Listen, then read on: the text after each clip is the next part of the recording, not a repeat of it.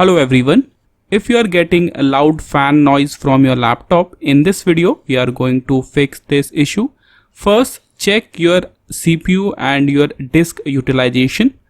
For this, right click on the taskbar, then click on Task Manager. Now here in the Process tab, you will see these are the applications which are currently running in my system, and if there is any application which is consuming so much of your CPU percentage or your disk percentage, simply close that application by right click on it, then simply click on End Task. So this will close that application. Now move on to the next method. If you are still getting the same issue, check your power plan. For this, click on the Windows icon, then click on this settings option. Now in the search box, type power. Click on this option, power and sleep settings. Click on this option, additional power settings. Now here, if you are using additional power plans, always use the balanced one because this is recommended. So always use a balanced power plan. Okay, after that click on this option, change plan settings.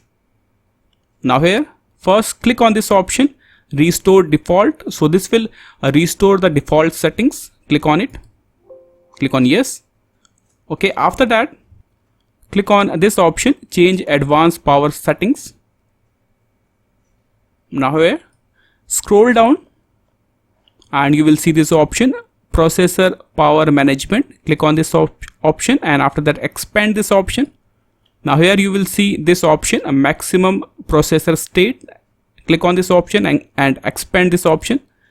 Now you have to change the percentage on both on battery or plug-in.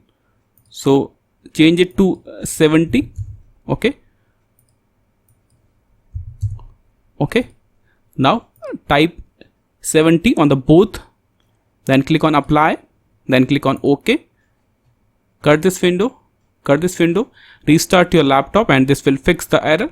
The final thing, you can check if there is any dust on your laptop fan, please clean that.